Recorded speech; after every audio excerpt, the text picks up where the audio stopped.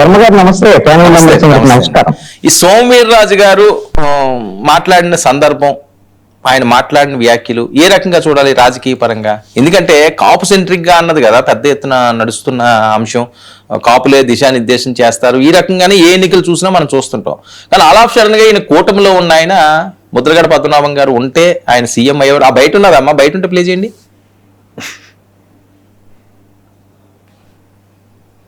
KCR right, మీరు మాట్లాడండి కృష్ణాంజలి గారు.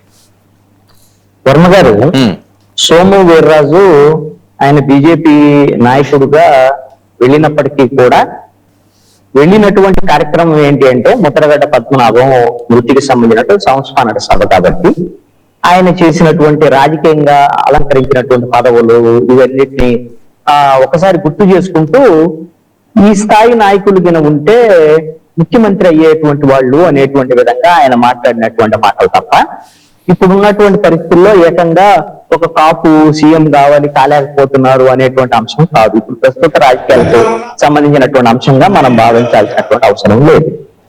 అయితే ఆయన ఆవేదనలో ఒక అర్థం ఉంది. దాన్ని ఇప్పుడు కూటమి ప్రభుత్వానికో లేకపోతే వైఎస్ఆర్ కాంగ్రెస్ పార్టీకో ముడిపెట్టడం కరెక్ట్ కాదు. నేను ఆ కోణంలో చెప్పటం లేదు. ఎందుకు అని అంటే భారతదేశంలో రాజకీయాలు కులాలతో ముడిపడి ఉంటాయి. సామాజిక అంశాలే ప్రధానమైనటువంటి అంశంగా రాజకీయాలకు ఉంటాయి. మరి అలాంటప్పుడు ఆంధ్రప్రదేశ్ లో మెజారిటీ కులం అంటే మెజారిటీ ఓటర్లు కలిగినటువంటి కులము ఈసీ, అదేవిధంగా ఓసీ కాపులకు సంబంధించినటువంటి విషయంలో 20 నుంచి 20% ఉన్నటువంటి ఒక సామాజిక వర్గం. ఇంత అత్యధిక ఓట్లు కలిగినటువంటి సామాజిక వర్గం ఆంధ్రప్రదేశ్ లో ఇంకొక సామాజిక వర్గం లేదు. మరి అలాంటప్పుడు కాపు సామాజిక వర్గము ముఖ్యమంత్రి అయ్యేటువంటి స్థానానికి రాలేకపోతుంది అనేటువంటి ఆయన ఆవేదన అయి ఉండొచ్చు. ఆయన కూడా అదే సామాజిక వర్గం కాబట్టి ఇది కోరుకోవటంలో తప్పేం కాదు. మేము ఇంతమంది జనాభా ఉన్నాం, కాలేకపోతున్నాం, ముద్రగడ్డ లాంటి వాళ్ళు ఉన్నారు, అలాంటి వాళ్ళు ఇంకా ఏమన్నా ఉంటే బతుకుంటే లేకపోతే ఇంకోట ఏమన్నా అయ్యేవాళ్ళు ఏమో అని మాట్లాడుకోవటంలో తప్పేం కాదు. ఇప్పుడు బీసీ సామాజిక వర్గాలు ఉన్నాయి, 50% వరకు ఉంటారు. సపోజ్ అందరూ అన్ని కులాలు 135 కులాలను కలుపుకుంటే వాళ్ళల్లో వివిధమైనటువంటి కులాలు ఉన్నాయి కాబట్టి ఐక్యంగా ఉండటం అనేటువంటి కష్టమైనటువంటి అంశం. కాపులు ఓసీ బీసీ కాపులు ఈ నేపథ్యంలో ఏది బీసీ రిజర్వేషన్ కావాలి కాపులకి, ఇలాంటి అంశాల మీద కొంత ఐక్యమయ్యారు కొన్ని ఉద్యమాల వల్ల. దీంతో రాజకీయ పరమైనటువంటి అంశాల్లో కూడా ఉన్నతమైనటువంటి స్థానానికి వెళ్ళాలని కోరుకోవటంలో తప్పలేదు. మరి మిగతా సామాజిక వర్గాలకు సంబంధించినటువంటి విషయంలో సపోజ్ ఎస్సీలు ఉన్నారు. ఎస్సీలో కూడా అనేకమైనటువంటి కులాలు ఉన్నప్పటికీ కూడా ప్రధానమైనటువంటి కులాలు మాదికి సంబంధించినటువంటి వాళ్ళు 16% ఉన్నారు. అదేవిధంగా గిరిజనులు 7 నుంచి 9% ఉన్నారు. ఇలా ఈ విధమైనటువంటి సామాజిక వర్గాలకు సంబంధించినటువంటి విషయంలో ఓట్ల సంఖ్యను చూసి మన ముఖ్యమంత్రి కావాలి లేకపోతే మనకు మంత్రులు ఇన్ని కావాలి అన్ని కావాలి అని అడిగేటువంటి పరిస్థితులు, బార్గెనింగ్ పరిస్థితులు లేవు ఈ రోజున. ఎందుకు అని అంటే ఇక్కడ రాజకీయంగా ఏదైనా సరే ఒక ఉన్నతమైనటువంటి పదవులు రావాలన్నా, రాజకీయంగా ఆధిపత్యం చెలాయించాలన్నా ప్రధానమైనటువంటి ఆ కులానికి ఉండాల్సినటువంటి లక్షణాలు ఏంటి? ఆ కులం సామాజికంగా నాయకత్వ లక్షణాల్లో ఉండాలి. సామాజికంగా నాయకత్వ లక్షణాలు సామాజికంగా పటిష్టంగా ఉండాలి. 2 ఆర్థికంగా పటిష్టంగా ఉండాలి. భూమి కానివ్వండి, మన ఆంధ్రప్రదేశ్ లో కూడా భూమే ప్రధానమైనటువంటి ఆర్థిక వనరు. భూమి, వ్యవసాయము, అదేవిధంగా వ్యాపార రంగాల్లో ఉండేటువంటి వాళ్ళు వీళ్ళందరూ బలంగా ఉన్నటువంటి పరిస్థితి ఉన్నప్పుడు అప్పుడు రాజకీయంగా ఎదగటానికి కావలసినటువంటి ఆ ప్రయత్నాలు జరుగుతాయి. కమ్మ సామాజిక వర్గం కూడా 1982 వరకు ఈ విధమైనటువంటి మిగతా అన్ని రంగాల్లో బలంగా ఉన్నప్పటికీ కూడా 1982 వచ్చిన తర్వాత అన్ని రంగాల్లో మనం బలంగా ఉన్నాం. ఇప్పుడు రాజకీయంగా ఎదగాలి, రాజకీయంగా వెళ్తేనే మిగతా వనరులన్నీ మనం ఉపయోగించుకోగలమని ఎన్టీ రామారావు అనేటువంటి ఒక వ్యక్తి కేవలం సాధనం మాత్రమే. మిగతా కమ్మ సామాజిక వర్గం, వ్యాపార వర్గాల వాళ్ళు, మిగతా వాళ్ళందరూ కలిసి కమ్మ సామాజిక వర్గం వాళ్ళు ఎన్టీ రామారావు అనే బొమ్మను పెట్టి ఆ రోజున రాజకీయం చేసినటువంటి పరిస్థితి ఉంది. అందుకని ఇప్పుడు కాపు సామాజిక వర్గానికి సంబంధించినటువంటి విషయానికి వచ్చాం కాబట్టి ఇప్పుడు ముఖ్యమంత్రి కావాలి అని అంటే ఏదో పవన్ కళ్యాణ్ చూపించో లేకపోతే ఇంకోళ్ళు చూపిస్తేనో వీళ్ళకి ఒకవేళ ఉన్నటువంటి దాంట్లో 20% ఓట్లు ఉన్నంత మాత్రాన ఇప్పుడు ఉన్నటువంటి పరిస్థితుల్లో సామాజికంగా పెత్తందారి కులం కాదు కాపు సామాజిక వర్గం. అది గ్రామాల్లో గానీ పట్టణాల్లో కానివ్వండి. ఆర్థికంగా ఇంకా పరిపుష్టత సాధించినటువంటి పెత్తందారి కులం కాదు. కార్పొరేట్ రంగంలో కూడా అంత ఆ స్థాయిలో ఉన్నటువంటి పరిస్థితి కాదు. కాబట్టి వీళ్ళు ఖచ్చితంగా కమ్మ రెడ్డి సామాజిక వర్గాలకు సంబంధించి అన్ని రంగాల్లో ఆధిపత్యం సంపాదించిన తరువాత ఆటోమేటిక్ గా వ్యక్తితో పని లేదండి ఇక్కడ. ఆ వర్గము ఆ కులము అధికారంలోకి రావాలంటే వ్యక్తి అనేటువంటి ఒక బొమ్మ మాత్రమే.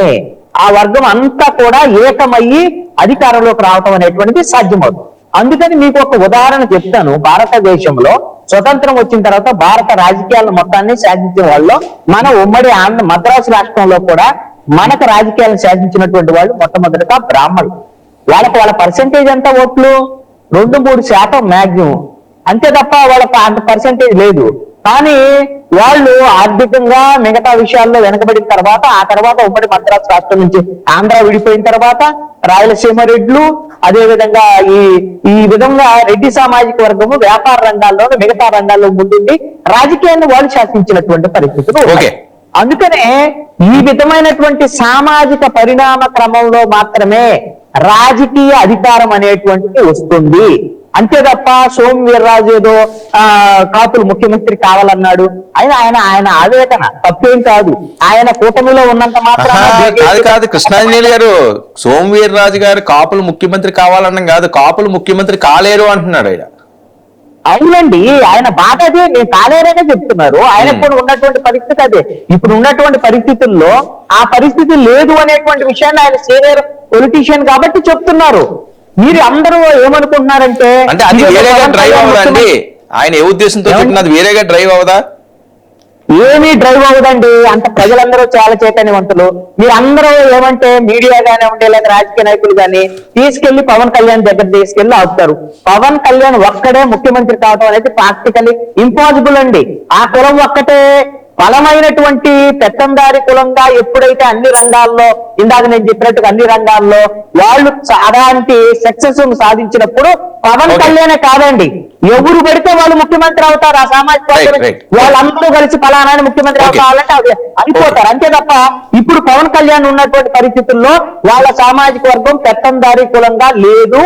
పెత్తందారిగా కులంగా ఉన్నప్పుడు ఆ కులం ఒకటే సరిపోదు, మిగతా వాళ్ళని కలుపుకొని ముందుకు వెళ్ళేటువంటి ప్రయత్నం చేసి అప్పుడు ముఖ్యమంత్రి లేక రాజ్యాధికారం వైపు వెళ్ళటానికి సాధ్యమైంది. అందుకని దీన్ని పవన్ కళ్యాణ్కి లింకు చేయటము, ఇక కాపులు ముఖ్యమంత్రి కాలేరు, ఇది కరెక్ట్. ఆయన మాట్లాడినటువంటి కంటెస్ట్ అయితే మాత్రము ముద్రగడ్డ లాంటి వాళ్ళని మనం కోల్పోయాము. భవిష్యత్తులో కూడా ఇప్పుడు ఉన్నటువంటి పరిస్థితిలో కాపులు ముఖ్యమంత్రి కాలేరు అనేటువంటి ఆయన వాదన బలమైనటువంటి వాళ్ళని కరెక్ట్ వాదనే నా అభిప్రాయం. Right, okay. ఒకసారి బయట ప్లే చేయండి అమ్మా.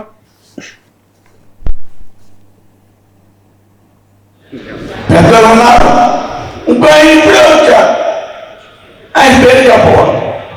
ఆయన మా పార్టీలో జాయిన్ అవుతున్నాడు. ఆయన కాపే అబ్బో ఆయన రావడానికి వీల్లేదు. ఎవరిని చేర్చుకోండి, చేసుకుంటే ఏమైపోతాం, ఏ పార్టీ పోతాం. ఇది ఈవేళ చాలా విలువైనటువంటి అంశం. అలాగే జిఎస్ రావు గారితో కానీ మొదటి పద్మనాభం గారితో కానీ ఈ విషయాలన్నీ ఎందుకు జరుగుతున్నాయి? కాపు ముఖ్యమంత్రి ఆంధ్ర రాష్ట్రంలో కాకూడదనేటువంటి విషయాలు ఇవన్నీ జరుగుతున్నాయనేటువంటి విషయాలు నేను చెప్పడానికి ఏ విధంగా కూడా నాకు పద్మనాభం గారిని 99లో బీజేపీ ఎంపీగా పోటీ చేయొచ్చు, ఆయన కేంద్ర మంత్రి చేద్దాం, ఆయన తర్వాత బీజేపీ అధ్యక్షుడు అవుతాడు, ఆ తర్వాత ఈ రాష్ట్రానికి ముఖ్యమంత్రి అవుతాడని చెప్పిన ఏకైక party Bharatiya Janata party. Right, okay. Aruna గారు,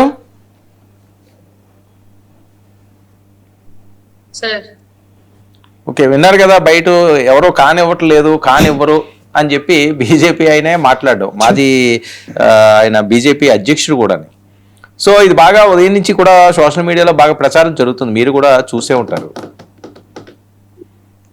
సార్ మీకు ప్యానెల్లో ఉన్న పెద్దలకి, డబుల్-9 టీవీ వీక్షకులకి నమస్కారం సార్. నమస్తే. దాదాపు ఒక సంవత్సరం కాలం నుంచి మీరు గమనించినట్లయితే వైసీపీ పార్టీలో ఉన్నటువంటి కాపులందరినీ ఎరగా వాడి కూటమి మీద విషం కక్కేలాగా చేయడం, అలాగే ఎవరైతే ఇప్పుడు కాపు సామాజిక వర్గం నుంచి కూటమిలో కానివ్వండి, మొత్తం రాష్ట్రంలో కానివ్వండి, లేదంటే దేశంలో కానివ్వండి ఒక పేరున్నటువంటి మహోన్నతమైనటువంటి నాయకుడిగా ఎదుగుతూ ఉన్నారు పవన్ కళ్యాణ్ గారు. ఆయన మీద బురద జల్లేలాగా చేయడం, నిరంతరము ఈ సామాజిక వర్గానికి సంబంధించినటువంటి చర్చలు, వాదోపవాదనలు, వివాదాలు ఇవి మాత్రమే రాష్ట్ర రాజకీయాల్లో ఒక సంవత్సర కాలంగా కంటిన్యూగా ఏదో ఒక ఇష్యూ మీద జరుగుతూనే ఉన్నాయి. మీరు గమనించినట్లయితే పూర్తిగా అంటే మళ్ళీ వేరే ఎవరు వీళ్ళని ఏమీ చేయట్లేదు.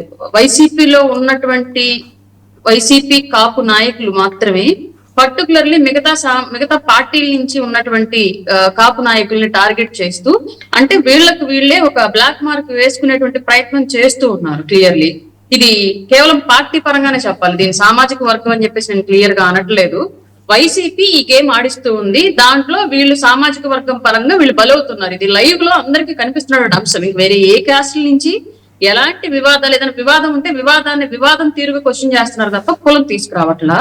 బట్ పర్టికులర్లీ కాపు సామాజిక వర్గం నుంచి ఏమైనా జరిగినప్పుడు మాత్రం అక్కడ పర్టికులర్లీ కులం తీసుకురావడం, దాన్ని అటు తిప్పి ఇటు తిప్పి తీసుకొచ్చైనా సరే పవన్ కళ్యాణ్ గారికి రుద్దడం, కూటమిని బ్లేమ్ చేయాలని ట్రై చేయడం, ఇలాంటి ఎన్నో అంశాలు స్టేట్ లో జరుగుతూ ఉన్నాయి. కాబట్టి ఇవి ఆయన దృష్టిలో పెట్టుకుని ఇలా మనమే ఏదో ఒక నెగిటివ్ క్రియేట్ చేసుకుంటున్నాం కాబట్టి మన వర్గం నుంచి ముఖ్యమంత్రి అయ్యేటువంటి అవకాశాలు తక్కువ ఉన్నాయి అన్న ఉద్దేశంతో మాట్లాడుండొచ్చు సార్ పెద్ద ఆయన ఇంటెన్షన్ ఇది అయి ఉండొచ్చు. అంటే ఒకళ్ళు వీళ్ళే లాక్కుంటూ బేసికలీ ఈ పార్టీలో ఉన్న ఆ పార్టీలో వాళ్ళు, ఆ పార్టీలో ఉన్న ఈ పార్టీ వాళ్ళు కేవలం ఈ సామాజిక వర్గాన్ని మాత్రమే టార్గెట్ గా చేసి జగన్మోహన్ రెడ్డి గారు రాజకీయాన్ని తిప్పుతున్నారు. కాబట్టి అటు ఇటు because of only Pawan Kalyan గారు మాత్రమే జగన్మోహన్ రెడ్డి గారు అధికారం పోవడానికి కారణమయ్యారు. ఇన్ కేస్ భవిష్యత్తులో ఇంకెప్పటికీ అధికారం రాకపోవడానికి కూడా ఆయనే కారణం అవుతారు. కాబట్టి టార్గెట్ ఆయన్నే చేయాలి. ఆయన టార్గెట్ చేయాలి అంటే డైరెక్ట్ గా పొలిటికల్ గా చేయడం అవ్వదు. కాబట్టి ఈయనకున్నటువంటి రాజకీయ చరిత్ర దృష్ట్యా, ఈయన చేసినటువంటి 5 ఏళ్ల పరిపాలన దృష్ట్యా పవన్ కళ్యాణ్ గారిని డైరెక్ట్ గా టార్గెట్ చేయలేరు. కాబట్టి కులాన్ని ముందు పెట్టి టార్గెట్ చేపిస్తూ ఉన్నారు. సో అటు చూసి ఇటు చూసి ఎటు చూసినా సరే ఆ సామాజిక వర్గం రాజకీయంగా పతనం దిశగా ఇబ్బంది పడుతోంది. కాబట్టి ఇట్లాంటి అన్ని సంఘటనల మూలంగా ఆయన ఆ ఉద్దేశంతో అని ఉండొచ్చు సార్. ఇట్లా జరుగుతూ ఉంటే ఇంకా కాపు ముఖ్యమంత్రి అవ్వడం కష్టం అన్న ఉద్దేశం ఆయన దగ్గర ఉండొచ్చు. ఓకే, అరుణ గారు ఏంటి తమ్మినేని సీతారాం గారిది చూశారు కదా, తెల్లవారుజామున ఆయన ఎక్కడికో మిస్ అయ్యారట, పరారీలో ఉన్నారట, కుటుంబ సమేతంగా ఏదో కబ్జాలు ఇవి అవి జరుగుతున్నాయట, కక్షపూరితంగా కూటమి చేస్తుందని చెప్పి వాళ్ళు అంటారు. సార్ ఇక్కడ కక్షపూరితంగా అనే కన్నా కూడా అధికారం ఎవరి చేతుల్లో ఉంటే వాళ్ళు ఇష్టారాజ్యంగా చేయడం అనేది చాలా సంవత్సరాలుగా చూస్తూనే ఉన్నాము. వేల కోట్ల ఆస్తులు అధికారంలోకి రాకముందు వాళ్ళ అఫిడవిట్ లో పొందుపరిచేటువంటి ఆస్తుల వివరాలు, ఒకసారి అధికారం చేపట్టిన తర్వాత వాళ్ళు అనుభవించే లగ్జరీలు, వాళ్ళు కూడగట్టుకున్నటువంటి ఆస్తుల వివరాలు అన్ని కూడా నంబర్ ఆఫ్ డిజిట్స్ ఎగబాకేటువంటి సిచ్యువేషన్ ని చూస్తానే ఉన్నాం. కాబట్టి తమ్మినేని సీతారాం గారి విషయంలో జరిగింది కూడా మేబీ అది చట్టపరంగా ఇంకా రూఢి అయిందా లేదా అనేది తెలియదు. ఇప్పటికైతే అభియోగం అయితే మోపారు కాబట్టి ఖచ్చితంగా దానికి ఆయన ఆన్సర్ చేసుకుని ఉంటే బాగుండేది. బట్ పారిపోవడం అనేది నిజంగానే చాలా మందికి అనుమానాలకు తాగిస్తూ ఉంది. ఇట్లాంటివి చాలా జరిగాయని చెప్పేసి నేను గతంలో కూడా చెప్పాము. మా జిల్లాలో కూడా కనిగిరి ప్రాంతంలో చాలా భూములు ఎక్కడి నుంచో అవినాష్ రెడ్డి వచ్చి వేరే ఎవరో ఒడిశా వాళ్ళ పేర్ల మీద ఇక్కడ అసైన్డ్ ల్యాండ్లన్నింటినీ పేర్లు మార్చి చేసిన సంఘటన కూడా నాకు తెలుసు. నేను లాస్ట్ టైం కూడా మీ డిబేట్ లో ఒకసారి చెప్పాను కూడా, ఆధారాలు కూడా చూపించప్పుడు. అట్లాంటి పరిస్థితులు చాలా జరిగాయి వైసీపీ టైంలో. ఇప్పుడు దాన్ని ఖచ్చితంగా కూటమి ప్రభుత్వం వచ్చిన తర్వాత అట్లాంటివి ఈ ప్రభుత్వంలో జరగకుండా చర్యలు తీసుకోవడంతో పాటు గతంలో జరిగిన వాటిని సరిదిద్దడం ఇప్పుడు వీళ్ళకి ఉన్నటువంటి సవాల్. కాబట్టి ఖచ్చితంగా వీటి మీద యాక్షన్ తీసుకొని తీరాల్సిందే డెఫినెట్ గా. అసలు ఒక డెత్ సర్టిఫికేట్ మనిషి బతికడం వల్ల డెత్ సర్టిఫికేట్ ఇచ్చారంటే మామూలు విషయం కాదు సార్. ఎందుకంటే నేను ఇప్పుడు మా మామయ్య చనిపోతే, మా పెళ్లి కాకముందు ఎప్పుడో చనిపోతే, ఇవాళ మాది అసైన్డ్ ల్యాండ్ రిజిస్ట్రేషన్ కోసం మా మామ ఇది డెత్ సర్టిఫికేట్ తెమ్మంటే నేను దాదాపు నెల రోజుల నుంచి ఎంఆర్ఓ చుట్టూ తిరుగుతున్నాను. అప్పట్లో రిజిస్టర్ అవ్వలేదు కాబట్టి. ఇప్పుడు మా మామయ్య డెత్ సర్టిఫికేట్ తీసుకోవడానికి నేను నెల రోజుల నుంచి ఎంఆర్ఓ చుట్టూ తిరుగుతున్నాను. ఇంకా వాళ్ళు ఏదో చాలా ప్రాసెస్ పెట్టారు, ఆ ప్రాసెస్ అంతా చేయించుకుంటానే ఉన్నాను. కాదు, మీరు ఇంకా ఎమ్మెల్యే, మంత్రి, స్పీకర్ అవ్వలేదు కదా, అయితే ఈజీగా వస్తుంది. అదే అండి నేను చెప్తుంది, డబ్బులుంటే ఏదైనా ఈజీ. చచ్చిపోయిన వాళ్ళు బతికున్న వాళ్ళు కూడా చచ్చిపోయినట్టుగా సృష్టిస్తారు డబ్బులుంటే అని చెప్పడానికి ఇదంతా చెప్పాను నేను. సో నేను అది అయ్యేమి చేయలేను, అవేమి అవ్వలేదు కాబట్టి నేను తిరుగుతూ ఉన్నారు నెల రోజుల నుంచి ఆ ప్రాసెస్ అంతా చేసుకుంటూ. బట్ తమ్మినేని సీతారాం గారు స్పీకర్ అయ్యారు కాబట్టి బతుకున్న మనిషిని కూడా చచ్చిపోయినట్టుగా సర్టిఫికేట్ సృష్టించి ఆమెకు మళ్ళీ ఒడిశాలో ఉన్న వాళ్ళు, ఏపీ వాళ్ళు అయితే గుర్తుపట్టేస్తారని చెప్పేసి ఒడిశాలో ఉన్నటువంటి ఒక అమ్మాయిని తీసుకొచ్చి వారసురాలుగా ప్రకటించి ఆ ఆస్తులు రాయించుకున్నాడు. అంటే నిజంగానే ఆశ్చర్యంగా ఉంది. ఇట్లాంటి ఎన్ని జరుగుంటాయి, ఇంకా ఖచ్చితంగా అన్నిటి మీద అయితే యాక్షన్ తీసుకోవాలి సార్. ఎట్ ఏ టైం ఇప్పుడు కూడా అట్లాంటి అవకతవకలు జరగకుండా కూడా చర్యలు చేపట్టాలి, లేదంటే గవర్నమెంట్ కి బ్యాడ్ నేమ్. కాబట్టి ఓకే సురేష్, ఏం జరుగుతుంది తమ్మినేని గారి అంశం? ఎందుకు వెళ్ళిపోయారు ఆయన ఎక్కడున్నారు? అరెస్ట్ అయ్యారు అంటారు, లేదా అజ్ఞాతంలో ఉన్నారు అంటారు. మీకున్న ఇన్ఫర్మేషన్ ఏంటి?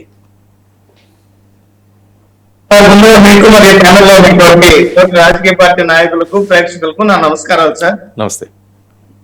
ఈరోజు అంటే ఇప్పుడు వస్తున్నటువంటి వార్తా కథనాల ప్రకారం అంచనా వేయడం కన్నా జరుగుతున్నటువంటి వాస్తవాలు అక్కడ పరిస్థితులు ఏంటి వాటి మీద ఆలోచించడం మంచిది. వాస్తవంగా అక్కడ ఈ రకంగా జరిగింది అనేటువంటి కథనాలను చూస్తున్నాం.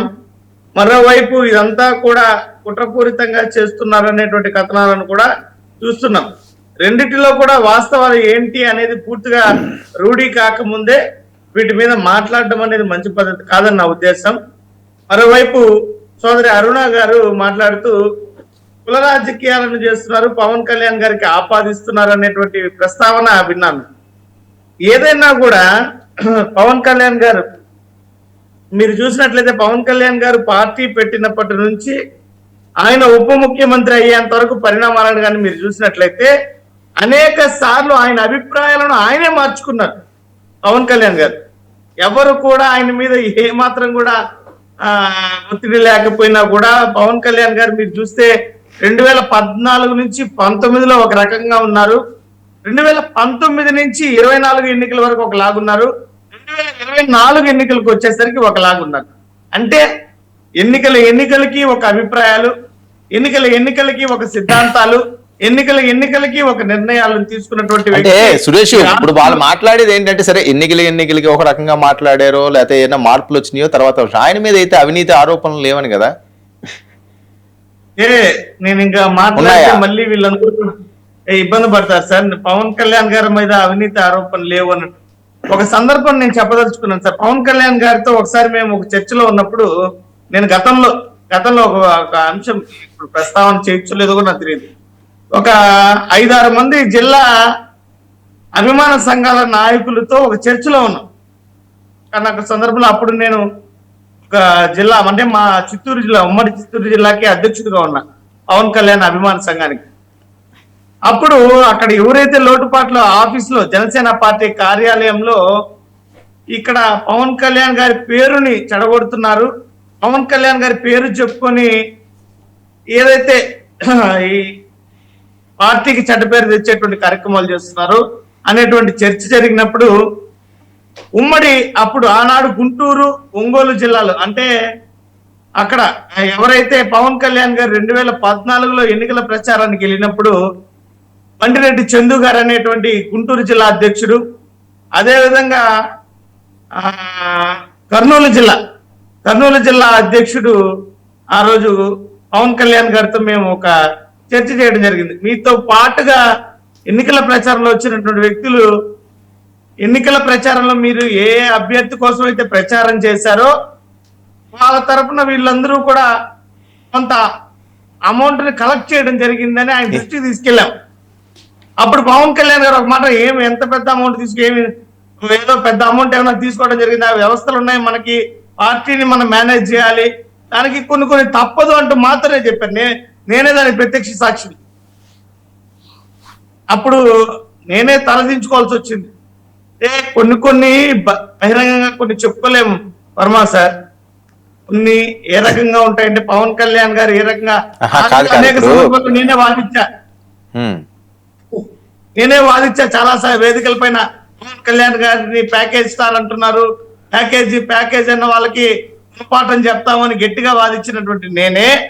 నా కళ్ళ ముందరే జరిగినటువంటి వ్యవహారం అది.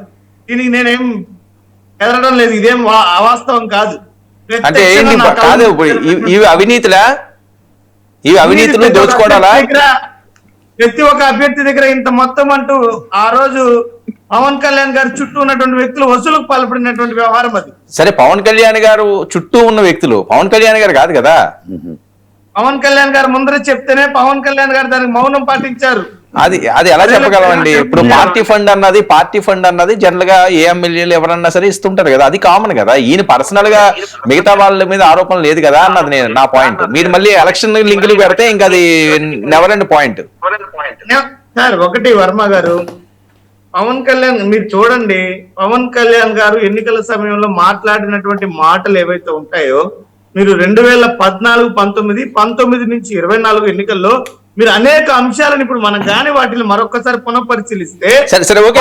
అది అరుణ గారు దానికి తర్వాత సమాధానం చెప్తారు. ఇప్పుడు ఏంటి తమ్మినేని గారు ఏంటి ఎక్కడున్నారు తెలుసా సార్? నేను ఇక్కడ ఏం చెప్తున్నానంటే ఎక్కడ జరిగినటువంటి పరిస్థితులు ఏంటి, వాస్తవాలు ఏంటి, వాటిని ఏ రకంగా ఈరోజు ప్రతిపక్షంలో ఉన్నటువంటి నాయకులను ఇబ్బంది పెట్టదలుచుకున్నారు అన్నటువంటి వ్యవహారాలను పూర్తిగా క్షుణ్ణంగా చూస్తే తప్ప వాటిని మనం చెప్పలేం. మీరు ఇప్పుడు 2 సంవత్సరాల క్రితం జరిగినటువంటి జత్వాని గారి కేసు వ్యవహారం 2 సంవత్సరాల తర్వాత ఏ రకంగా మలుపు తిప్పిందో మీరు చూశారు. ఓకే, మరి ఆనాడు మాట్లాడిన చర్చల్లో ఉన్నటువంటి అంశాలు, ఈనాడు వచ్చినటువంటి అంశాలు చాలా పూర్తిగా భిన్నంగా ఉన్నాయి. మరి ఆనాడు అందరూ దాని మీద గట్టిగా వాదించి అనేక ఛానల్లో గంటల తరబడి చర్చలు జరిపి జరిగినటువంటి వాస్తవాలు ఇవే అని చెప్పి బల్లగుద్ది చెప్పిన వాళ్ళు ఈనాడు సిఐడి ఛార్జ్ షీట్ తో మారిపోయినటువంటి పరిస్థితి. ఓకే, సురేష్ ప్రసాద్ గారు ఎలా చూడాలండి? తమ్మినేని సీతారావు గారి గురించి మీకు కూడా బాగా తెలుసు కదా, మీకు బాగా పరిచయం ఉన్న వ్యక్తి, మీరు ఆ ప్రాంతంలో నడయాడారు కాబట్టి ఏంటి తమ్మినేని సీతారావు గారు ఆల్ ఆఫ్ సడన్ గా ఆయన ఎస్కేప్ అవ్వడం, ఆయన మీద ఉన్న ఆరోపణలు, దొంగ సర్టిఫికేట్లు తీసుకురావడం, ఎవరో వేరే డాటాను ఎక్కడ ఉన్నదన్నట్లుగా పుట్టించడం, ఇది ఎలా చూడాలి? ఈ అంశం ఎటువైపు వెళ్తుంది? ముందుగా 99 టీవీ ప్రేక్షకులకు నమస్కారం, అలాగే ప్యానల్లో ఉన్న పెద్దలకి మీకు కూడా నమస్తే. అదేమి గాంధీ అంత పర్సనాలిటీ కాదు, దాని గురించి తెలుసుకొని మనం తెరబడిపోవడానికి. ఒక గుదిబండల్లో కాంగ్రెస్ నుంచి తెలుగుదేశం నుంచి ఏళ్ళనాటి సీన్లో దాపరించిన ఈ తమ్మినేని ధర్మాన ప్రసాదులు శ్రీకాకుళంకి గబ్బిలలో పట్టి ఏడుస్తున్నారు. చెట్టు పేరు చెప్పుకొని కాయలు అమ్ముకుంటున్న బ్యాచ్లు చాలా మంది ఉన్నారు. ఫస్ట్ థింగ్, ఈ పర్టికులర్ ఇన్సిడెంట్లో ఇవాళ కనుక రిజిస్టర్ ఆఫీస్లో ఈ అన్యాక్రాంతమైన రిజిస్ట్రేషన్స్ అన్నిటికీ ఈ గౌరవ ప్రభుత్వానికి సర్వహక్కులోనే ఏం చేస్తారో చేసి మాట్లాడమానండి. తమ్మినేని సీతారాం పోయినా లేకపోతే వాళ్ళ తెలివి తొక్కుతనానికి అటు చూడండి, మొత్తం 2 నెలలు 3 నెలలు బయట తిరిగి కోడికూర కొనుక్కోగానే కోడిపెట్టలో దొరికాడు. సో అట్లాంటి కోడికూర కథలు చాలా చూసాం. ఈ తమ్మినేని సీతారాంకి అంత తెలివితేటలు ఉంటాయని నేను ఖచ్చితంగా ఒప్పుకోను కూడాను. ఇవాళ కాదు రేపు దొరుకుతాడు, దొరికిన తర్వాత ఏడు చేస్తారు, ప్రభుత్వం ట్రాన్స్పరెంట్ గవర్నెన్స్ చేస్తారంటే చేయమనండి. తర్వాత దీనికన్నా ముందు ఆ ముద్రగడ గారి విషయంలో మాట్లాడుతూ ఆ సంతాప సభలో ఎవరు భావావేశాలు వాళ్ళు గురయ్యారు. ఒక పక్క బోండావమ్మ, ఇంకో పక్క అస్సలు ఈ రాజకీయాలకి అసలు ఏటీ తెలియని ఈ సోమవీర్రాజు కూడా మాట్లాడితే మన దౌర్భాగ్యం దరిద్రం అనుకోవాలి. దీని మీద చర్చ పెట్టుకున్నామంటే మీకు ఇంకేమైనా పని లేకపోతే ఇలాంటి వాళ్ళ గురించి చర్చించకండి. ఎందుకంటే అందుకనే మిమ్మల్ని అదే అడగకుండా తమిళని అడిగాను. కన్క్లూషన్ కుదరవు, ముందు చెప్పవలసింది చెప్పాం కదా. ఇప్పుడు సోమవీర్రాజు ఒక పార్టీ ఎవరైనా సరే ఏం చేస్తారంటే తాడి చెట్టు ఎక్కిన నుండి 3 పొంతలు కాకపోతే 30 పొంతలు పోసినట్టు నెత్తి ఎక్కించుకుని పార్టీ అధ్యక్షుని చేశారు. అప్పుడు ఆ సామాజిక వర్గం పరంగా ఆయనకి ఒక ఔన్నత్యం కల్పించినట్టే కదా. అప్పుడు ఏమైనా గుడ్డుగోరంకి ఫలితం వీడ ఇమీడియట్ గా పార్టీ అధికారంలో తేడం, కానీ ఈడ్చి కొడితే ఒక కౌన్సిలర్ కూడా గెలిపించుకోలేపాడు. ఇది ఆయన ట్రాక్ రికార్డ్. రెండోది, ఈ బోండవమ్మ మాట్లాడుతూ గడికోసారి ఈసారి మినిస్ట్రీ క్యాబినెట్లు ఇచ్చేదాకా ఈ సామాజిక వర్గ పరంగా భావావేశాలు ప్రతి ఒక్కరు గురవుతూనే ఉంటారు. ఒకటి, ఇవాళ పదవీ వ్యామోహంతో ముద్రగడ గారు కనుక రాజకీయాలు చేసి ఉంటే ఈ రాజకీయాల్లోనే ఉండు. ఆయన 10 పార్టీలు మారి ఆ సామాజిక వర్గంకి ఎక్కడైనా న్యాయం జరుగుతుందన్న తాపత్రయపడిన వాళ్ళు ప్రథముడు తప్ప ఆయన ఏ రోజు నా రాజకీయం, నా పిల్లల భవిష్యత్తు ఇలాంటి కాంటెంపరీ పాలిటిక్స్ లో వాటి మీద అర్రులు చాచిన వ్యక్తి కాదు. అంచేత ఎవరి జిజ్ఞాస అక్కడ ప్రదర్శిస్తున్నప్పుడు ముందు గౌరవ చిరంజీవి గారు, తర్వాత పవన్ కళ్యాణ్ గారు ఒక పార్టీ ప్రస్థానంలో ఇందాక మా కృష్ణారాయణ గారు చెప్పినట్టు 20-25% ఓటు బ్యాంక్ ఉన్న వాళ్ళు వాళ్ళకే స్థిరీకరించబడట్లేదు. ఇవాళ పవన్ కళ్యాణ్ గారు ఇండివిజువల్ రికార్డులు చూసుకుంటే ఆయన పార్టీ పెట్టిన కాడి నుంచి మొదట సపోర్ట్ చేసిన దానికి 2%, రెండోసారి ఆయన సొంత పెత్తనాలు నిలబెట్టినందుకు దగ్గర 5.7 ఎంతో పర్సెంటేజ్, ఈసారి దగ్గర 6%. ఎక్కడ కనీసం డబుల్ డిజిట్ కూడా రావట్లేదు. ఆ 20% ఒక్క చిరంజీవి గారికి దగ్గర 18% కన్సాలిడేట్ అవుతూ 18 స్థానాలు ఇచ్చారు. ఇంకంతకన్నా అన్నప్పుడు రాజకీయ క్షేత్రంలో నిలదొక్కుని నిలబడుతూ 10 మందిని సమన్వయపరుచుకుంటే మా కృష్ణారాయణ గారు ఎంతసేపు ఆంటర్‌ప్రెన్యూర్ స్కిల్స్ అన్నప్పుడు ఏ పార్టీ అయినా సరే ఇవాళ అంత ఆంటర్‌ప్రెన్యూర్ స్కిల్స్ ఉన్నాయని కాదు కదా పవన్ కళ్యాణ్ గారికి పిలిచి కూటమి పరంగా ఆయనకి సముచిత స్థానం ఇస్తూ ఉప ముఖ్యమంత్రి ఇచ్చింది ఈ గవర్నమెంట్. అలాగే సోమవీర్రాజుకి ఎవరికి ఉపయోగపడ్డారు, ఇంట్లో వాళ్ళకి కూడా ఉపయోగపడ్డం తెలిసి కూడా ప్రాణాలు తెగించి ఒక ఎమ్మెల్సీ ఇచ్చాడు. జీవితంలో చంద్రబాబు నాయుడు ఎమ్మెల్సీ ప్రమాణ స్వీకారం రోజు తప్ప మిగిలిన 2 రోజులు తిడుతూనే ఉంటాడు. అది వాళ్ళకి తెలిసి కూడా ఇచ్చాడు కదా పోయిపోయి. సో ఇవన్నీ తెలిసిన తర్వాత ఒక పార్టీ, జాతీయ పార్టీ కూడా ఒక అధ్యక్షుడి స్థానం ఇచ్చిన తర్వాత పార్టీని ఎంత స్ట్రెంథన్ చేశారన్నది, సామాజిక వర్గ పరంగా ఎంతమందికి సముచిత స్థానాలు ఇచ్చారన్నది ట్రాక్ రికార్డులు. ఒక వ్యక్తి సర్వతోముఖంగా పార్టీని తర్వాత తన సామాజిక వర్గాన్ని పరిగెట్టించుకోవడానికి ఇందాక ఇండైరెక్ట్ గా సపోర్ట్ చేసే సామాజిక వర్గాలు, ఉదాహరణకి రెడ్డి చౌదరి సామాజిక వర్గాలు అనగానే ఒక ఆర్థిక పరిపుష్టితో వాళ్ళ పార్టీలకు ఎంతవరకు సపోర్ట్ చేస్తున్నారో, వాళ్ళు తెలుగుదేశం పరంగా చౌదరి సామాజిక వర్గం ఏమైనా బాగుపడిందంటే ఎంతో మంది లబోదీబోం అనే వాళ్ళు ఉంటారు. రెడ్డి సామాజిక వర్గం ఈసారి మడత పెట్టి కొడితే ఏమైందో వైఎస్ఆర్సీపీకి కూడా తెలిసిన ట్రాక్ రికార్డులు ఉన్నప్పుడు ఇవాళ ఆర్థిక పరిపుష్టి అన్నది ఎక్స్క్యూజ్ కానే కాదు. ఒక పార్టీ చిత్తశుద్ధి, ఉదాహరణకి బీజేపీ విధానాలు దేశవ్యాప్తంగా ఎలా ఉన్నాయో, రాష్ట్రంకి వచ్చాక ఎలా తగలడుతున్నాయో అన్ని సోమవీర్రాజు అటువంటి అవగాహన ఉండాలి. వాళ్ళ పార్టీ ప్రధానమంత్రి గారికే నువ్వు హూ ఆర్ యూ అని అడిగాడు అధ్యక్షుడు హోదాలో ఉన్నప్పుడు. ఈయన వచ్చి ఇక్కడ రాజకీయాలు ముఖ చిత్రాలు మార్చేసి ముద్రగడ గారి ముఖ్యమంత్రి కాకపోవచ్చు అవ్వచ్చు, మేమేమో బీజేపీలో ఆయన తీసుకెళ్లి కేంద్ర మంత్రి చేద్దామని అని టపాచిబుత్తులు కబుర్లు మాట్లాడితే మీకు ఇన్ని ఒప్పుకుంటే అనండి. ఇలాంటి స్క్రాప్ అంతా తీసి అవతలేసిరండి. ఫస్ట్ థింగ్, ఈ తమ్మినేని సీతారాం, ఈ ధర్మాన ప్రసాద్ ఇవన్నీ ఎక్స్పైరీ ప్రోడక్ట్స్ అయిపోయి కాలం చెల్లిపోయి. పార్టీ కష్టకాలంలో నిలబడకుండా ఈ సొంత దరిద్రాల చుట్టూ తిరుక్కుంటున్నాడు. పార్టీలకి దేనికి ఉపయోగపడతారో కనుక్కోమనండి ఈ గుదిబండల్లో. తర్వాత ఇందాక అరుణమ్మ మాట్లాడుతూ కనిగిరిలో అసైన్డ్ ల్యాండ్ అన్న పదం వాడామా. అసైన్డ్ ల్యాండ్లకి ఏ ప్రభుత్వం అయినా సరే ఇంకో ప్రభుత్వంలో ఏదో కారణంతో తీసుకోవచ్చు, ఇండివిజువల్స్ కి ఇచ్చుకోవచ్చు. తర్వాత గుండెత్తి వెనక్కి తీసుకునే డిస్క్రిప్షన్ ఈ ప్రభుత్వానికి ఉంటుంది. ఆ విధంగా ప్రెజర్ పెట్టు, తప్పేం లేదు. అది చేస్తే సింపుల్ సొల్యూషన్స్. ఇవాళ ఇది కర్మగాలి ఆ నోడ చంపేసి డెత్ సర్టిఫికేట్ అని చెప్పి ల్యాండ్ చేసింది ఏమైనా అసైన్ ల్యాండ్ అయినా లేదా ప్రభుత్వ ల్యాండ్ అయినా తమ్మినేని సీతారాంకి మామూలుగా ఉండదు. కాబట్టి మా ఊర్లో జాతరలో రికార్డింగ్ డాన్స్లు ఉంటాయి, అవి ఎలా ఉంటాయో చూసుకోమని ఉండవు. సరే అవి జరుగుతాయి ప్రభుత్వ పరంగా. రైట్. ఊరికే నోరుంది కదా అని అడ్డమైన మాటలు కోతలో కూర్చుకుంటారు. స్పీకర్ స్థానాల్లో ఉండి గౌరవాలు తేవాల్సిన దగ్గర మంత్రి పదవుల కోసం వైఎస్ఆర్సీపీలో దేవుళ్ళు ఆడుకుంటే ఇలాంటి దౌర్భాగ్యాలు ఉంటాయి. అంటే ఇవన్నీ చూసిన ట్రాక్ రికార్డులు. ఇదేదో గాంధీ నడయాడిన ప్రాంతంలో నేను నడిచినట్టు, ఏదో పోర్బందర్లో గాంధీ పుడితే నేను అక్కడ పుట్టినట్టు. నేను చదువుకుంది విశాఖపట్నం విజయనగరంలో, శ్రీకాకుళంలో నేనేం చదువుకోలే. మళ్ళీ చెప్తున్నాను, శ్రీకాకుళంలో ఆ ప్రాంతం మీద ఉత్తరాంధ్ర మీద నాకు పట్టుంది కాబట్టి నాకు వీళ్ళందరూ జీవితాలు తెలుసు. అంతకు మించి ఆయనతో ఏదో కాంటెంపరరీ పాలిటిక్స్ లో నేను కూడా ఎక్స్ఎమ్మెల్యే లేదంటే నిలబడిన వాళ్ళ బిల్డప్లు ఇస్తే కుదరవు. వీళ్ళకే బిల్డప్లు లేవు. తమ్మినేని సీతారాం విషయంలోకి వెళ్ళబోయే ముందుగా ఇప్పుడు అక్కడ ఏదైతే ముద్రగడ్డ పద్మనాభం సంస్మరణ సభలో మాట్లాడినటువంటి మాటలు ఎవరు మాట్లాడినా సరే, అది బీజేపీ వాళ్ళైనా లేకపోతే తెలుగుదేశానికి సంబంధించినటువంటి గోండా ఉమ్మాయిని వీళ్ళందరూ ఎందుకు మాట్లాడతారంటే జాతిని ఉద్ధరించాలనో లేకపోతే ఇంకోటి కాదని రాజకీయ నాయకులు వాళ్ళ ఉద్దేశం ఏంటి అని అంటే ప్రధానంగా మా కులానికి ప్రాధాన్యత లేదు లేకపోతే కులానికి ప్రాధాన్యత ఇవ్వట్లేదని మాట్లాడుతున్నారంటే అర్థం ఏంటంటే మాకు ప్రాధాన్యత ఇవ్వండి. మేము ఈ సామాజిక వర్గాన్ని రిప్రజెంటేటివ్, మా సంగతి ఏంటంటే వాళ్ళు మంచి పొజిషన్ లో ఉన్నారనుకోండి, వాళ్ళు మాట్లాడరు, జాతి గురించి మాట్లాడరు, కులం గురించి మాట్లాడరు, ఏం మాట్లాడరు. ఇది రాజకీయాల్లో సర్వసాధారణమైనటువంటి విషయం. సోమవీర్రాజు మాట్లాడినా కూడా ఉద్దేశం అదే. సోమవీర్రాజు ఆయన బీజేపీలో ఉండి లేదా కూటమిలో ప్రాధాన్యత లేకో బీజేపీలో ప్రాధాన్యత లేకో మాట్లాడేటువంటి మాటలు మంత్రి పదవి కోసం మాట్లాడేటువంటి మాట కింద చూడాలి. రెండో తమ్మినేని సీతారాం సంబంధించినటువంటి విషయంలో ఈ రోజున వైఎస్ఆర్ కాంగ్రెస్ పార్టీ వాళ్ళు మాట్లాడేటువంటి మాటలను చూస్తే ఇంత నిస్సిగ్గుగా తప్పులను సపోర్ట్ చేసేటువంటి వ్యవహారం అనేటువంటిది రాజకీయ పార్టీకి కరెక్ట్ కాదండి. ఎందుకు అనంటే ఎస్పీ ప్రెస్ కాన్ఫరెన్స్ పెట్టారు, ప్రాథమికంగా దర్యాప్తుకు సంబంధించినటువంటి వివరాలు మొత్తాన్ని వెల్లడించారు. ఒక బతికున్నటువంటి వ్యక్తిని చనిపోయినట్టు చూపించి వాళ్ళ కూతురు కింద ఒడిశాలను తీసుకొచ్చి ఆధార్ కార్డుని మొత్తము మార్పిచ్చేసి ఇవన్నీ చేసి ఇంత కుంభకోణం చేసి భూములు కబ్జా చేసినటువంటి పరిస్థితి ఉంటే నువ్వు స్పీకర్ అనేటువంటి పదవిని ఉపయోగించుకొని ఆ రోజున అధికారంలో ఉన్నప్పుడు నువ్వు నీ కొడుకు నీ భార్య ఇలాగే ఇష్టం వచ్చినట్టుగా వ్యవహారం చేస్తే తప్పును తప్పు అనేటువంటి వ్యవహారం ఎప్పుడైతే రాజకీయ పార్టీలకు ఉండదో ఆ రాజకీయ పార్టీలు వీటిని ప్రజలందరూ గమనిస్తారండి. ఇప్పుడు తమ్మినేని సీతారాం చేసినటువంటిది ఈ రోజున పోలీసులు వెల్లడించినటువంటి ప్రాథమిక సమాచారం ప్రకారంగా తీవ్రమైనటువంటి నేరం. ఎందుకు పారిపోయాడు? కారణం ఏంది? నిలబడేదని చేస్తున్నాడు. ఏం చేస్తాడు? పారిపోయి ముందస్తు బెయిల్ కోసం ట్రై చేస్తున్నాడు. ముందస్తు బెయిల్ కోసం ట్రై చేస్తే బెయిల్ ఎలాగూ రాదు. ఆయన తిరిగినంత కాలం తిరిగినా హైకోర్టుకి వెళ్ళినా ఎక్కడికి వెళ్ళినా ముందస్తు బెయిల్ రాదు. ఈ కేసులో అయితే నాకు తెలిసి ఏం చేస్తారు? 4 రోజుల తర్వాతనే అరెస్ట్ అవ్వాల్సిందే.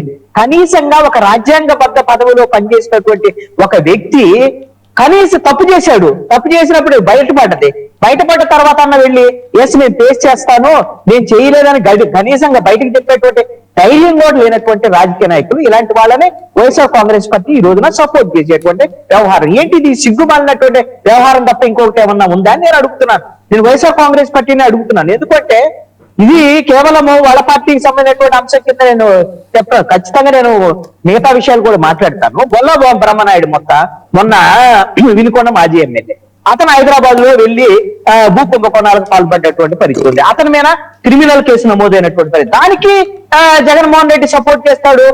వాళ్ళ కొడుకు ఫోన్ చేసి మీకే పర్వాలేదు నేను ఉన్నానని చెప్తారు. మీ తప్పులు చేయండి, కుంభకోణాలు చేయండి, ఏదైనా చేయండి, మీరు మా పార్టీ కాబట్టి నేను సపోర్ట్ చేస్తాను. ఏంటండి సిగ్గుమాలిన రాజకీయాలు? ఇంతకన్నా దౌర్భాగ్యమైనటువంటి పరిస్థితి ఇంకేమన్నా ఉందా? వీళ్ళు దొరికారు కాబట్టి దొంగలండి. ఇప్పుడు వైఎస్ఆర్ కాంగ్రెస్ పార్టీకి సంబంధించినటువంటి ఇద్దరు వీళ్ళు దొరికారు కాబట్టి దొంగలు, వీళ్ళు విధమైన కేసులు వచ్చాయి కాబట్టి దొంగలు. అసలు ఏ రాజకీయ పార్టీకి సంబంధించినటువంటి వాళ్ళు ఒక్క మాట చెప్పి నేను ముగిస్తానండి. ఇప్పుడు గంటా శ్రీనివాసరావు మీద ఎన్ని ఆరోపణలు వచ్చాయండి విజయవాడకు సంబంధించినటువంటి విశాఖపట్నానికి సంబంధించినటువంటి విషయాలు. అదే విధంగా వైఎస్ఆర్ కాంగ్రెస్ పార్టీ అధికారంలో ఉన్నప్పుడు విజయసాయి రెడ్డి మీద భూకుంభకోణాలకు సంబంధించినటువంటి విశాఖపట్నంలో ఎన్ని ఆరోపణలు వచ్చాయండి. ఆ రోజున మరి అధికారం పోగానే తెలుగుదేశం వాళ్ళు కూటమి వాళ్ళు విజయసాయి రెడ్డి అదే అన్నారు ఇది అన్నారు, వాళ్ళ కూతురు అన్నారు. ఇవాళ ఇప్పుడు ఏం చేస్తున్నారు? విజయసాయి రెడ్డి వీళ్ళకి మిత్రుడయ్యాడు. అంటే వీళ్ళు తప్పులు చేసేటువంటి వాళ్ళు ఈ రోజున అధికారంలో ఉంటే చలామణి చేసుకోవచ్చు అనేటువంటిది. ఇందాక అరుణ గారు ఒక ప్రస్తావన కూడా చేశారు కాబట్టి నేను ఆవిడకి గుర్తు చేస్తున్నాను. వాల్నేని శ్రీనివాస్ రెడ్డి ఆయన మంత్రిగా ఉన్నప్పుడు అదే వైఎస్ఆర్ కాంగ్రెస్ పార్టీకి సంబంధించినటువంటి ప్రభుత్వమే అప్పుడు కలెక్టర్ ఆయన భూ కుంభకోణాలకు సంబంధించినటువంటి అంశాల మీద మాట్లాడినప్పుడు ఆయన హత్య వాళ్ళ అధిష్టానం మీద తిరుగుబాటు చేశాడండి. కారణం ఏంటో తెలుసా? ఆయన భూ కుంభకోణాలకు సంబంధించినటువంటి అంశంలో ప్రభుత్వం సపోర్ట్ చేయటం లేదనేటువంటి అంశం మీద. ఎందుకు? ఆయన అన్ని కుంభకోణాలు చేశాడు కాబట్టి కలెక్టర్ సపోర్ట్ చేయట్లేదు. అందుకని ఆయన మంత్రి పదవి పోయింది, అధిష్టానంతో గొడవ వచ్చి బయటికి వెళ్ళిపోయినటువంటి పరిస్థితి. ఆ రోజున డిమాండ్ చేసినటువంటి ఏది బాలినేని శ్రీనివాసరెడ్డి భూ కుంభకోణాలు ఎన్నిటి మీద దర్యాప్తు జరపాలని డిమాండ్ చేసినటువంటి తెలుగుదేశం వాళ్ళు కామయ్యారు. ఇప్పుడు జనసేన వాళ్ళు ఏకంగా అతను చేర్పించుకొని అలాంటి గొప్ప నాయకుడు లేడు అనేటువంటి విధంగా ఈ రోజు ఓకే ఆయన చేసినటువంటి తప్పులు. Okay okay okay sir, Krishnanjaneyulu గారు చెప్తున్నారు ఇది వైఎస్ఆర్ కాంగ్రెస్ పార్టీ మద్దతు తెలుపుతుందని. మేము ఇందాక నేను మాట్లాడేటప్పుడు కూడా దాని మీద పూర్వాపరాలు తెలియకుండా ఒక ఎస్పీ గారు ఏదో ప్రెస్ మీట్ పెట్టారనో ఆ సమాచారంతో మేము ఉద్దేశిస్తూ మాట్లాడలేనటువంటి పరిస్థితి అన్న బొల్లా బ్రహ్మనాయుడు గారి అంశాన్ని తీసుకురావడం జరిగింది. బొల్లా బ్రహ్మనాయుడు గారు కానీ వారి కుమారుడు కూడా దాని మీద వివరణ ఇవ్వడం జరిగింది. దీంట్లో బొల్లా బ్రహ్మనాయుడు గారికి ఎటువంటి ప్రమేయం లేదు. కేవలం మా బంధువైనటువంటి ఒక వ్యక్తి ఆర్థిక సహాయం అడిగితే ఆర్థిక సహాయం చేయడం జరిగింది కానీ ఆ ల్యాండ్ కానీ ఆ ల్యాండ్ కి సంబంధించిన అగ్రిమెంట్ కానీ దాని లావాదేవీలు కానీ మాకు ఏమాత్రం కూడా సంబంధం లేదు అని స్పష్టంగా చెప్పడం జరిగింది. దాంట్లో స్పష్టం ఎక్కడా కూడా ఆ బొల్ల బ్రహ్మనాయుడు గారికి సంబంధం ఉందని ఎక్కడా కూడా ఇంతవరకు ఇసుమంత ఆధారం కూడా బయట పెట్టినటువంటి పరిస్థితి లేదు. కేవలం కక్షపూరితంగా కొన్ని కేసులు నమోదు చేసి ఇబ్బందులు పెట్టారని దాన్ని తర్వాత న్యాయస్థానాల్లో కూడా ఆధారాలు సమర్పించడం జరిగింది. మనం ఏదైనా మాట్లాడేటప్పుడు ఈ రోజు గతంలో మీరు చూశారు అమరావతిలో ఏదైతే రాజధాని వస్తుందనడానికి ముందే కొన్ని వేల ఎకరాలను ఆనాడు మీరు చూశారు మంత్రిగా ఉన్నటువంటి నారాయణ గారు హెరిటేజ్ కంపెనీ కానీ అదేవిధంగా మొన్న రాజ్యసభ అభ్యర్థి అయినటువంటి లింగమనేని గాని వేల ఎకరాలను స్వాధీనం చేసుకున్నారు. అసైన్డ్ భూములను కారు చౌకగా కొట్టేసి ఆనాడు పవన్ కళ్యాణ్ గారు లాంటి వ్యక్తులు కూడా విమర్శించారు. మరి ఈనాడు విమర్శించట్లా, ఈనాడు మాట్లాడట్లా. పవన్ కళ్యాణ్ గారు ఏమన్నారు? గతంలో ఒక సామాజిక వర్గానికి చెందినటువంటి రాజధాని ఇది, కొంతమంది ప్రయోజనాల కోసం చెందినటువంటి రాజధాని ఇది ఒకే చోట కేంద్రీకృతం అయిపోతుంది. ఇప్పుడు మాట్లాడుతున్నారా? ఎందుకు మాట్లాడట్లా? ఇప్పుడు అధికారంలో ఉన్నారు పవన్ కళ్యాణ్ గారు.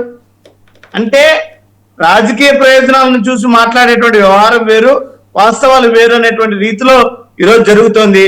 కాబట్టి దాని మీద ఏదైనా వాస్తవాలు బయటపడితే దాని మీద క్షుణ్ణంగా పరిశీలించి మాట్లాడతాం. అంతేగాని ఏదో ఈ రోజు కూటమి ప్రభుత్వం చేసేటువంటి చర్యల్లో ఏదో కొంత సమాచారం బయట వస్తే దానిని ఆధారంగా చేసుకుని మాట్లాడాలంటే ఏ రకంగా కుదురుతుంది సార్? Okay right. అన్నగారు ఎందుకు అనవసరంగా వాళ్ళ మీద లేడిపోని నిందలు వేస్తున్నారట, ఆరోపణలు చేస్తున్నారట, అరెస్టులు చేస్తున్నారట, కక్ష సాధింపు చర్యలు చేస్తున్నారట? సార్ ఫస్ట్ ఇది సందర్భం కాదు, మన టాపిక్ లో విషయం కాదు, అయినప్పటికీ స్పందించాలనిపించింది. ఒక విషయం అయితే చెప్తున్నాను సార్. మీరు సిదిరి అప్పలరాజు గారు అబ్బాయి యాక్సిడెంట్ చేసి ఒక ఇష్యూ నడుస్తుంది, మనందరికీ తెలిసిందే కదా సార్. ఆ విషయంలో పూర్తిగా నేనైతే క్లియర్ గా వైసీపీ నుంచి సిదిరి అప్పలరాజు గారి అబ్బాయికి సపోర్ట్ గా నిలుస్తున్నటువంటి నాయకులందరికీ ఒక రిక్వెస్ట్ ఇది. దయచేసి మీరు సిదిరి అప్పలరాజు గారి అబ్బాయికి సపోర్ట్ గా మాట్లాడే ప్రతి ఒక్కరు, ఇంక్లూడింగ్ జగన్మోహన్ రెడ్డి గారు కూడా, ఆయన కూడా ఏదో చిన్నపిల్లడు తెలిసో తెలియక తప్పు చేస్తే ఏదో కేసు పెట్టారని చెప్పేసి బాధపడుతున్నారు. మీరు స్పందించండి, సపోర్ట్ ఇవ్వండి సిదిరి అప్పలరాజుకి. తప్పులేదు, మీ పార్టీ వ్యక్తులు కాబట్టి మీరు సపోర్ట్ చేసుకోవడం దాన్ని కూడా మేము ఎవరు తప్పు పట్టాం. కానీ ఆ ఫ్యామిలీ ఎవరైతే ఉన్నారో, చనిపోయినటువంటి వ్యక్తికి సంబంధించిన ఫ్యామిలీ ఎవరైతే ఉన్నారో, ముసలి తల్లి, చిన్న బిడ్డలు, ఆమె పనికెళ్ళలేదు, ఈ పిల్లలను చూస్తూ భార్య పనికెళ్ళలేదు, వాళ్ళ కుటుంబం ఎలా పోషిస్తుంది, ఎలా ఉంటుంది అనేది మాకే అర్థం కాని పరిస్థితి. వాళ్ళని చూస్తే జాలేస్తుంది. కాబట్టి మీరు ప్రతి ఒక్కరు, మీడియా ముందుకు వచ్చే ప్రతి ఒక్కళ్ళు కూడా ఫస్ట్ వెళ్ళి ఆ ఫ్యామిలీని పరామర్శించి వాళ్ళకి కాస్త ఆర్థిక సహాయం చేసి ఆ తర్వాత మీరు కాదనట్లేదు. Point number 1. పాయింట్ నెంబర్ 2, ఇందాక సార్ అన్నారు కృష్ణాంజనేయులు గారు బాలినేని గారి భూ కుంభకోణాలు అని చెప్పేసి అది మాట్లాడారు సార్. ఆయన ఓపెన్ గానే ఇప్పుడు కూడా సేమ్ ఆయన మొన్నటి దాకా కూడా పవన్ కళ్యాణ్ గారు రీసెంట్ గా పర్టికులర్లీ చెప్పక ముందు వరకు కూడా స్థానికంగా ఉన్నటువంటి కూటమిలోనే ఆయన ఆపోజిట్ వర్గం వాళ్ళు కూడా ఇవే ఆరోపణలు చేస్తే ఆయన ఓపెన్ గానే ఛాలెంజ్ చేశాడు సార్. నేను నిజంగానే ఓపెన్ గా చెప్తాను, నేను భూకుంభకోణం చేశాను అని కనుక మీరు నిరూపించగలిగితే, ఇప్పుడు ప్రభుత్వం మనదే ఉంది, అయినా మీరు నాకు యాంటీగా కొందరు ఇక్కడ నాయకులు, లోకల్ నాయకులు మాట్లాడుతున్నారు, మీరు చంద్రబాబు నాయుడు గారితో మాట్లాడండి, లోకేష్ గారితో మాట్లాడండి, పవన్ కళ్యాణ్ గారితో మాట్లాడండి, నేను భూ కుంభకోణాలు చేశానని గనక నిరూపించగలిగితే నేను రాజకీయాలు వదిలేస్తాను ఆయన ఓపెన్ గానే చెప్పారు. ఇప్పటికి కూడా అదే స్టేట్మెంట్ మీద ఆయన ఉన్నారు. మీరు గత ప్రభుత్వంలో వైసీపీ ఏం చేసిందో తెలీదు, ఆ రూమర్ చేయండి ఇంటర్నల్ గా జరిగినటువంటి వ్యాపార లావాదేవీల మధ్యలో జరిగినటువంటి అంశాలు అవి మాకు తెలుసు. బట్ అవి మీడియా ముఖంగా మేము ఇక్కడ అప్రస్తుతం అవన్నీ చర్చించడం కూడా, బట్ మీరు అడిగారు కాబట్టి ఆ విషయాన్ని నేను చెప్తా ఉన్నాను. ఇంకొకటి సార్, పవన్ కళ్యాణ్ గారిని సెంట్రిక్ గా చేసుకొని రాజకీయాలు చేస్తున్నారు అని చెప్పేసి నేను మాట్లాడానని చెప్పేసి సురేష్ గారు ఒక స్టేట్మెంట్ ఇచ్చారు. పవన్ కళ్యాణ్ గారు అప్పుడు మాట్లాడిన మాటలకి ఇప్పుడు మాట్లాడినటువంటి మాటలకి పొంతనట్లేదు అని చెప్పేసి. బట్ నేను ఓపెన్ గా అడుగుతున్నాను ఈ విషయాన్ని. వైసీపీలో ఉన్నటువంటి రెడ్డి సామాజిక వర్గం వారు ఎవరైతే ఉన్నారో వారు ఎప్పుడు కూడా వచ్చి బయటికి మీడియా ముఖంగా ఎవరిని దుర్భాషలాడడం, తిట్టడం, ఏదైనా సందర్భాన్ని ఉపయోగించుకొని కులానికి ఆపాదించి వారి యొక్క కులాన్ని తీసుకొచ్చి మాట్లాడడం, మీటింగ్లు పెట్టించడం చేయలేదు. బట్ ఓన్లీ ఎందుకు కాపులతోనే అలా చేపిస్తున్నారు జగన్మోహన్ రెడ్డి గారు? ఇప్పుడు రెడ్డి సామాజిక వర్గానికి అంత ప్రయారిటీ లేదా ఆ పార్టీలో? లేదంటే మాట్లాడగలిగే వాళ్ళు లేరా? లేదంటే కాపులు మాత్రమే మాట్లాడగలరు, వాళ్ళు మాత్రమే బయటకు వస్తారు, మిగతా వాళ్ళు అక్కర్లేదన్నటువంటి ఉద్దేశమా? రాష్ట్రంలో ఉన్నటువంటి అన్ని రాజకీయ కోణాల్లో వీళ్ళు మాత్రమే చేయగలరు, రెడ్డి సామాజిక వర్గం వద్దు అన్నటువంటి భావన? లేదంటే వీళ్ళు మంచి వాళ్ళు, వాళ్ళు చెడ్డ వాళ్ళని చెప్పేసి జనాలకు చెప్పించాలనుకోవడం? ఇవన్నీ అంశాల్లో ఒకసారి సురేష్ గారు నాకు ఆన్సర్ ఇవ్వాలి. జగన్మోహన్ రెడ్డి గారు ఎందుకని పదే పదే కాపు నాయకుల్ని మీడియా ముందుకు తీసుకొచ్చి పుష్ చేసి పవన్ కళ్యాణ్ గారిని కూటమిని తిట్టిస్తున్నారు? ఇందులో కాపుల్ని రాజకీయంగా తొక్కేస్తున్నటువంటి అంతర్గత కుట్ర లేదా? ఇప్పుడు ఎంతమంది రేపొద్దున నిజంగా గనక మళ్ళీ ఎలక్షన్ కి వెళ్తే ఇవాళ కూటమిని తిట్టిన వాళ్ళు కానివ్వండి, లేదంటే వాళ్ళ మీడియా ముందుకు వచ్చి మాట్లాడుతున్నట్టు కాపు నాయకులు కానివ్వండి, జగన్మోహన్ రెడ్డి ఎంతమందికి టికెట్లు ఇస్తాడు? ఇచ్చినా సరే ఎంతమంది సామాన్య వర్గం కానివ్వండి, కాపు సామాజిక వర్గం కానివ్వండి, వీళ్ళందరినీ సపోర్ట్ చేసి ఇంక్లూడింగ్ వైసీపీలో ఉన్నటువంటి వాళ్ళతో సహా ఈ అంబటి రాంబాబు గారు పేరు నాని కానివ్వండి, గుడివారి అమర్నాథ్ కానివ్వండి, కన్నబాబు కానివ్వండి, వీళ్ళందరికీ ఎంతమంది గెలుస్తారు? వాళ్ళు మూట కట్టుకున్నటువంటి ఈ బ్యాడ్ టాక్ వల్ల ఎంతమంది కాపు నాయకులు జగన్మోహన్ రెడ్డి ఆధ్వర్యంలో రాజకీయంగా ఎదుగుతున్నారు? సరే, ఓకే. మరొక అంశం, అవినీతి గురించి కూడా ఏదో కామెంట్ చేస్తున్నాడు సురేష్. అది నేను ఇందాక చెప్పా, అదే చెప్దాం అనుకున్నాను, మళ్ళీ మాట్లాడలేకపోయాను. ఎవరో వెనక సామెతం సార్, ఒళ్ళంతా ఏ మచ్చ లేకుండా చక్కగా ఉన్నాడంటాను, కంట్లో గుడ్డుందగా నల్లగా ఉన్నాడంటే ఎవరో ఒకళ్ళు. అట్లా ఉంది ఇందాక సురేష్ గారు చెప్పినటువంటి విషయం క్లియర్ గా. పార్టీకి సంబంధించి చుట్టూ ఉన్నటువంటి నాయకులు, వాళ్ళకి సంబంధించి వాళ్ళు పార్టీ కోసం చేసినటువంటి కలెక్ట్ చేసుకున్నటువంటి పార్టీ ఫండ్స్ ని అది పవన్ కళ్యాణ్ గారు చేసినట్టు అవినీతి అని చెప్తారా? మరి సండూర్ పవర్ భూములు ఏం చెప్తారు, సరస్వతి పవర్ భూములు ఏం చెప్తారు, వేల కోట్ల ఆస్తులు, తండ్రి ముఖ్యమంత్రి ఎలక్షనప్పుడు ఇట్లా ఉన్నటువంటి ఆస్తులు, కొడుకు ఎంపీ అయ్యే టైంకి తండ్రి ఆస్తులు కొడుకు ఆస్తులు కలిపి వేల కోట్లకు పడగొట్టినటువంటి ఆస్తులు ఏమని చెప్తారు? అయ్యే అవినీతి కేసులు కాదా? పార్టీ ఫండ్ ఇచ్చేవాటి అవినీతి అని చెప్పిన మీరు మరి అదే జగన్మోహన్ రెడ్డి కింద ఎట్లా పనిచేస్తున్నారు మీరు? వర్మ గారు ఇక్కడ ఒక మాట ఇప్పటికే టైం లేదు. అరుణ గారు చేశారు కాబట్టి ఈ రోజు నా బాలినేని శ్రీనివాసరెడ్డి పవన్ కళ్యాణ్ అన్న తీసుకొని అన్న కోసం జనసేన అవకాశం మీరు ఆయనకి అవకాశం ఇచ్చారు. అది పెట్టుకోండి. చెప్పారు. అరే కూర్చోబెడుతున్నారు. సరే, ఎవరు కూర్చోబెట్టారు? అరే ఇప్పుడు మిమ్మల్ని అడిగాడు ఆయన, ఓకే ఇచ్చారు, అడగలేదు. అడగండి. ఒక్క నిమిషం అన్నారని ఇచ్చారని మీరు సైలెంట్ గా ఉన్నారని ఆయన మాట్లాడండి. ఎందుకు అంత ఆవేశం? కేఎస్ ప్రసాద్ గారిని మాట్లాడమని.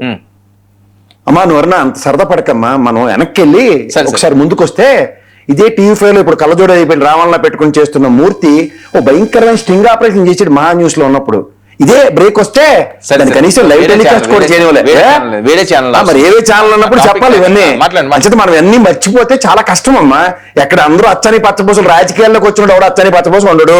రాసుకోండి, స్టేట్మెంట్ ఎత్తున్నాను ఇవాళ. ఎండ్ ఆఫ్ ద డే 5 సంవత్సరాల తర్వాత ఎన్ని వస్తాయి, తగ్గిన కొద్ది తవ్వకాల్లో దొరుకుతూనే ఉంటాయి. ఇవన్నీ కాదమ్మా. ఎవరు కాంటాక్ట్ సర్టిఫికేట్లు ఇచ్చికండి ఇక్కడ కూర్చుని, ఎవరెవరు స్థాయిలో ఎంత ఎదిగాయో, ఎవరెవరు ఎలా పెరిగారో, ఇవన్నీ నా 57 ఏళ్ళ వయసులో నేను చూస్తూనే ఉన్నా. ఇవాళ బాలినేని ప్రాథమిక ఒప్పందమే ఎలక్షన్ కమిషన్ మీద వేసిన కేసులు తీసేస్తే నీ విషయాలు ఏవి జోలికి రావన్న ప్రాథమిక ఒప్పందంతో వచ్చినప్పుడు మీ విషయంలో ఏం జరిగిందో కూడా మాకు తెలుసు. ఒక వైశ్య సామాజిక వర్గాన్ని కోటల్లో పెట్టి చెదగొట్టేసిన తర్వాత కూడా ఏమైందో మాకు తెలుసు. ఇవన్నీ సామరస్యపూర్వకంగా ఆ రోజు నుంచి జరుగుతున్న అంతర్గత ఒప్పందాలన్నీ సక్రమంగా ఉన్నంతకాలం బాగా ఎత్తున్నాయి పచ్చపోసే. అక్కడ టికెట్ తెచ్చుకోమని నియోజకవర్గంలో చూద్దాం. తెలుగుదేశం ఇప్పుడు ఉన్న ఎమ్మెల్యే గారు కాదని ఎందుకు మాకు ఈ అరికాదలు? ఇవన్నీ తెలిసిన విషయాలే. ఎవరు కొత్తదనాలు ఏం లేవు. వాళ్ళ సొంత చుట్టపోయిన వాళ్ళే బయట పక్కన అనుకొని చెప్తారు. బాలినేని మీరు తీసుకొచ్చి ఆ పట్టాలు కూడా సాయం అతనికి రాజకీయాలు చేయడానికి ఉంటే ఈ రోజు మీకు నాకు కష్టాలు లేవు. అంటే ఏం రాజకీయ నాయకుల కింద పెనట్రేట్ చేసి పోర్ట్రేట్ చేసి ఎవరు నచ్చినట్టు మెచ్చి మ్యాక్సిమం వేసుకోకండి. ఏం క్లియర్ గా ఆన్సర్ మీరెవరు ఇస్తారు కాంట్రాక్ట్ సర్టిఫికేట్? మీ ఇష్యూలో ఒకసారి కాపాడేసినంత మాత్రం మీరు కాంట్రాక్ట్ సర్టిఫికేట్ ఇచ్చికండి. అమ్మ అరుణమ్మా సార్. అవన్నీ మాకు ఆ గుణవింద సామెతలు నువ్వు నలుగురు సామెత చెప్తే మాకు గుణవింద సామెతలు తెలుసు బాగా అంచేత ఇలాంటి వాళ్ళ గురించి రాజకీయాల్లో మేము చూడలేవు కాదు చూస్తూనే ఉన్నాం. సార్, మీరు చెప్పిన అంశాల్లో ఎఫ్ఐఆర్ లేదు. మీరు చెప్పిన ఏ అంశంలో ఎఫ్ఐఆర్ లేదు ఆయన మీద. మీరు కావాలంటే ఇప్పుడు లేని వాటికి ఎఫ్ఐఆర్ చుట్టేస్తున్నారు. మీరు ప్రభుత్వం ఉంది కదా పెట్టండి ఎఫ్ఐఆర్ లో. ఓకే. మీకు వచ్చిన కష్టం ఏంటి? మీరు బెటర్ పాస్ అవ్వడం పట్టించుకోరు. వాళ్ళేమో వైఎస్ఆర్సీపీలో చుట్టపడని చెప్పి వదిలేశాడు అంటారు. Right, right. మీరే ప్రభుత్వం వచ్చిన తర్వాత మీ సంతం శాఖ తీరుతుంది కాబట్టి వదిలేశారు. నువ్వు నేను కూర్చొని ఆర్గ్యుమెంట్లు చేసుకోవాలి మరి నమ్మ ఇక్కడ కూర్చొని. ఇది లేదు, argument లేదు, ఇది లేదు. ఏం ఆర్గ్యుమెంట్ లేదు, విషయాలు మాట్లాడుతుంటే ఎలాగ ఉంటాయి కదా. మరి మావిడ అచ్చాని పచ్చపోసం చెప్పినప్పుడు సరే, okay. స్టింగ్ ఆపరేషన్ జర్నలిస్ట్ చేసిన దాని గురించి మాట్లాడదాం. ఓకే ఓకే అలా వైఎస్ఆర్సీపీ వెళ్ళిపోలేదు కాబట్టి చందాలు దండుకొని మాట్లాడుతుండు. ఇలాంటి మాట్లాడదామా? ఎన్ని కోట్లు ఎన్ని సెటిల్మెంట్ అయ్యా? Okay okay